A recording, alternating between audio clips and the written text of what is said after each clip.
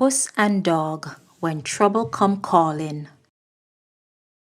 Miss Puss and Breddah Dog had been neighbors on Orange Lane for going on 7 years now. And in all that time, their friendship had more ups and downs than a Kingston taxi on Constant Spring Road. One week they'd be sharing curry goat and rice and peas like family. The next week they wouldn't even say morning when they passed each other by the standpipe. This particular Tuesday started out like any other day. Miss Puss was stretched out under the ackee tree, grooming her whiskers in the morning sun, when Dog came trotting up with his tail wagging. "Puss, me dear, you look nice this morning," he called out, settling himself in the shade of the ackee tree. "Morning, Dog. How you so early today? The sun barely up. What bring you by so early?" "Well, me hear some Maas Tony the butcher getting a new shipment of fresh beef today. And me was wondering if you want to help me thief some." Dog's tail wagged hopefully. Miss Puss' green eyes narrowed. "Dog, you know say, me no inna your thieving ways them.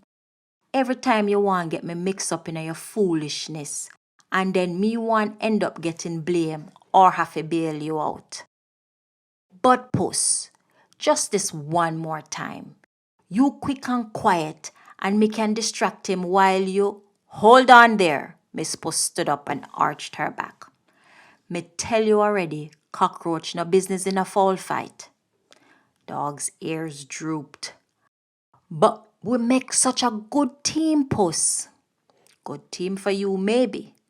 But when trouble come, is always me one squealing and running up the mango tree while you disappear through some hole in the fence." Just as Miss Puss was warming up to give Dog a proper lecturing about his thieving ways, they heard a commotion coming from down the lane. "What in the name of Papa Lord is that?" Miss Puss peered over her fence.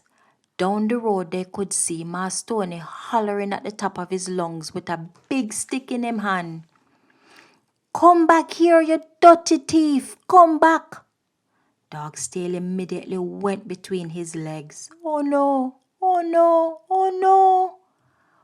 "What you do now, Dog?" Miss Puss demanded. "Well, you see, it's like this." Dog was backing away slowly.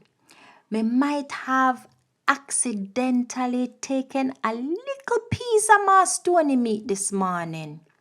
Just a little piece. But somehow the whole string of sausage came with it.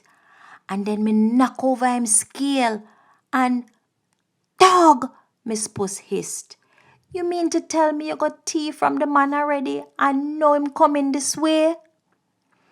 "Me never think him would notice," Dog whimpered. Miss Puss looked at him with disappointment. "Fire there must steal him think a cool breeze, you know. Dog, you been thieving from that man long time, causing more and more trouble, and you acting like everything fine. You're so busy enjoying your free meals them, you no notice the danger building up right back of you." Sure enough, Maas Tony was heading straight for the ackee tree, waving him stick and looking vexed like a wet fowl. "When trouble take your pitney shot fit you?" Miss Puss muttered under her breath, remembering her grandmother's old sayings. Here she was, trying to stay out of Dog's business, and now trouble was coming to her front door anyway. "Puss, you have to help me," Dog whimpered. "Hide me." "Hide you? You're big like breadfruit and twice as loud. Where me supposed to hide you?" But even as she complained, Miss Puss found herself thinking fast. "Quick," she whispered, "under the fence, and don't make a sound." Dog scrambled under the fence just as Maas Tony reached the gate. "Miss Puss," Maas Tony called out, trying to catch his breath. "You see that no good thieving mongrel dog anywhere about ya? Him just thief a whole string of me sausage." Miss Puss sat up straight and began washing her paw with the most innocent expression she could manage. "Morning, Maas Tony." "Dog? Which dog you talking about?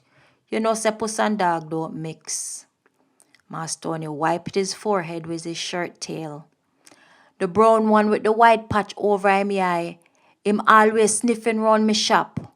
Oh, that dog, Miss Puss continued, her grooming.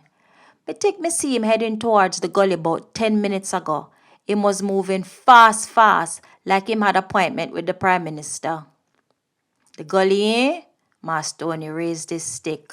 Well, if you see him, you tell him next time him come round me shop, his big stick him go and get. After Maas Tony stumped off towards the gully, Miss Puss waited a few minutes before hissing under the house. Dog, him gone. Dog crawled out, covered in dirt with a guilty expression. Puss, me dear, you saved me life. Me owe you big time. Miss Puss fixed him with a stern look. Dog, you know what your problem is? You never learn. Every week is the same thing. You do something stupid, trouble come looking, and somebody else have to pay for it. Dog hung his head. Me know. But the sausage them did smell so good. And what you would think would happen if Maas Tony did find you here? You think him would just take back him sausage and walk away? Him would say me was hiding you and that we was in it together and a some big lick the two of we would have get.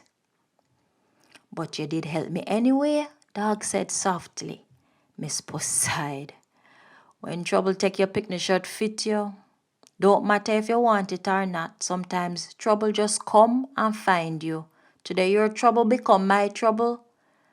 Dog wagged his tail. So we still friends? Miss Puss looked at him for a long moment. Dog, we've been doing this song and dance for 7 years. You do something fool, we quarrel, we make up, and then you do something fool again. Me getting tired of this merry-go-round. But Puss, let me finish. Miss Puss held up one paw.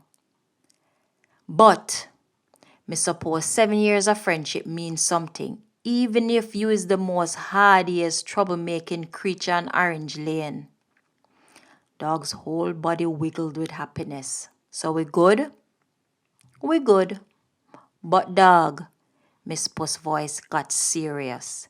Next time you're planning some foolishness with Maas Tony, remember say, cockroach no business in a foul fight.